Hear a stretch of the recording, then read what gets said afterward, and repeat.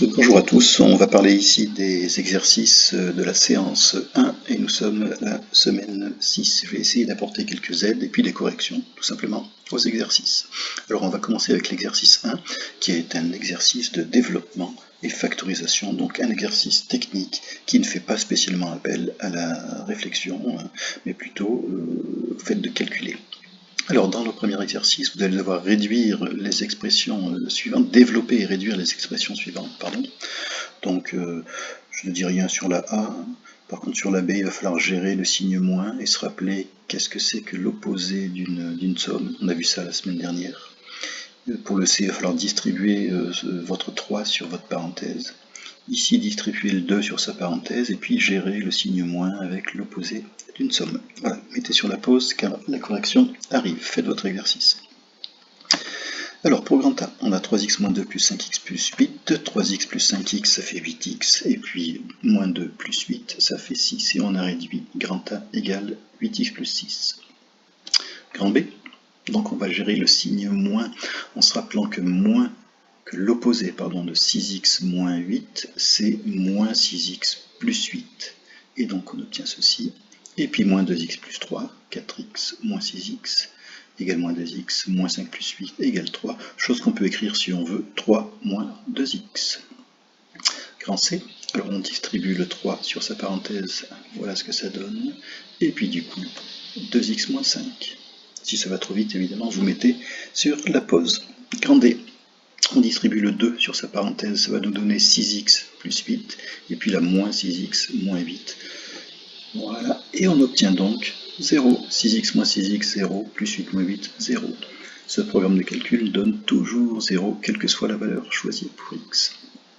Deuxièmement, des factorisations, donc c'est le travail inverse, on va utiliser l'égalité k fois a plus k fois b égale k fois a plus b, et donc factoriser les expressions suivantes, ça signifie les transformer en un produit. Je vous laisse repérer les facteurs communs et puis factoriser. Mettez sur la pause.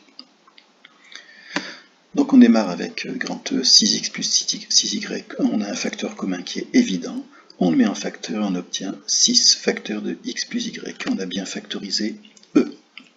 Pour V, il n'y a pas de facteur commun visible immédiatement, mais par contre on remarque que 20 c'est 10 fois 2, et que 30x c'est 10 fois 3x, et on obtient donc un facteur commun, et voilà, on a factorisé grand F.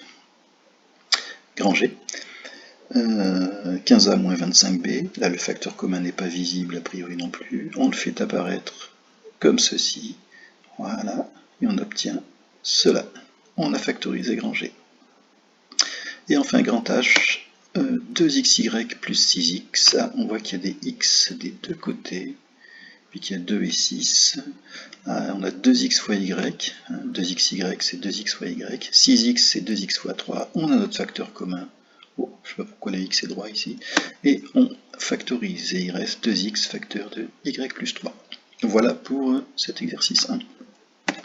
On va passer à l'exercice 2, qui est un exercice où je vais faire appel à, vous allez devoir faire appel à de la recherche.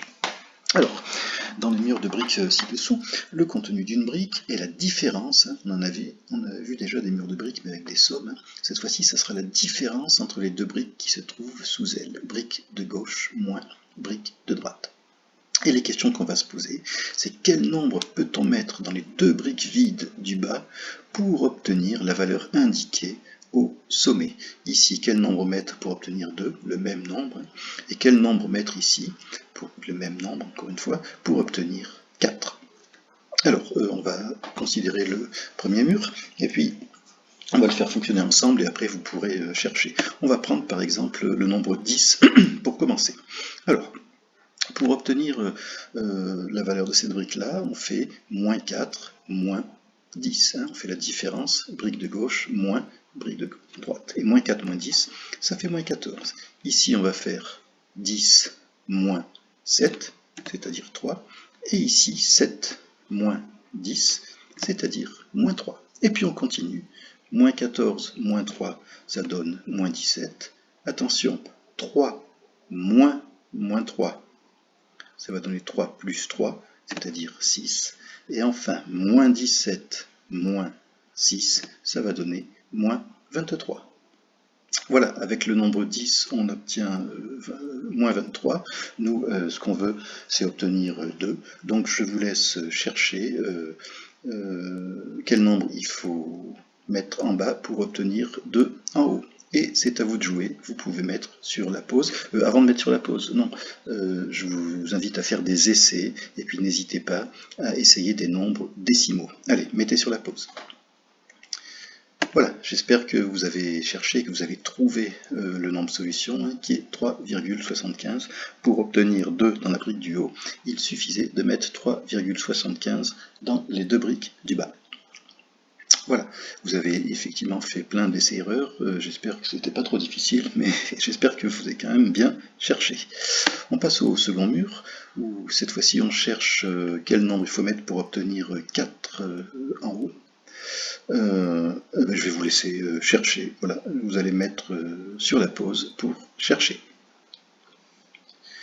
Voilà, je pense que vous avez fait quelques essais, donc on va regarder ce que ça donne, et puis je vais peut-être essayer de vous relancer sur ce second mur. Alors on commence par faire un essai avec 10, et puis on obtient ceci.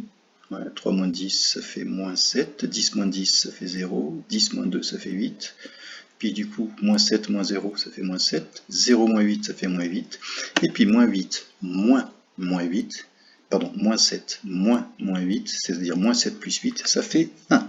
Nous, ce qu'on voulait, c'est obtenir 4 en haut, donc avec 10, ça ne marche pas. Donc, je vais essayer avec 5. On recommence. Voilà ce qu'on obtient. Tiens, j'ai l'impression qu'on va obtenir toujours 0 ici. Effectivement, si on a le même nombre ici et là, on obtiendra toujours 0 ici, quel que soit le nombre choisi. Et alors, voilà ce qu'on obtient. Et finalement, on obtient, tiens, encore 1, alors que nous, on voulait 4. C'est-à-dire qu'avec 10, on obtient 1, avec 5, on obtient 1. J'imagine que vous avez fait des essais et que vous avez toujours obtenu 1. Alors, du coup, il y a une conjecture. Quel que soit le nombre choisi au départ, on obtient toujours 1 au sommet, et donc jamais 4. Je fais une petite parenthèse, si vous n'avez pas obtenu 1 à un moment donné, essayez de refaire les calculs, hein. Je vous garantis qu'on obtient toujours 1. Mais comment démontrer qu'on obtient toujours 1? Comment démontrer cette conjecture? Il va falloir utiliser une lettre et le calcul littéral. Alors, je vais vous laisser travailler. On va appeler n le nombre dans les briques du bas, et puis on va calculer de proche en proche, en fonction de n, le résultat ici. Voilà, je vous laisse chercher, vous cherchez un instant, et mettez sur la pause. Voilà, alors j'espère que vous avez trouvé qu'on obtient effectivement toujours 1. On va regarder ce qui se passe. Donc dans cette case-là, si on appelle n les deux nombres de départ, dans cette case-là on obtient 3 moins n. Dans la case suivante, n moins n, on obtient 0. Et ici on obtient n moins 2. Jusque-là tout va bien. Ensuite, dans la case suivante, on va obtenir 3 moins n moins 0, c'est-à-dire 3 moins n. Et puis dans la suivante, attention, ça va se compliquer un petit peu, on va obtenir 0 moins n moins 2. Et on a vu dans le cours précédent que moins n moins 2, ça pouvait s'écrire aussi moins n plus 2. Hein, l'opposé de n moins 2, c'est moins n plus 2. Vous prenez la fiche de cours de la semaine précédente si vous voulez vérifier ça.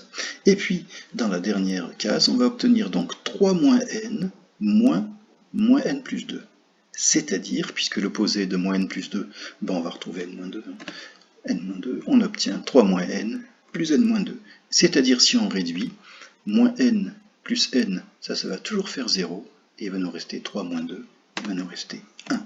Donc, quel que soit le nombre choisi au départ, on obtient toujours 1 à l'arrivée, et donc on ne peut pas obtenir 4. Voilà. Voilà pour la correction de cet exercice. Si vous avez des questions, vous n'hésitez pas par mail ou via Pronote. Je vous remercie.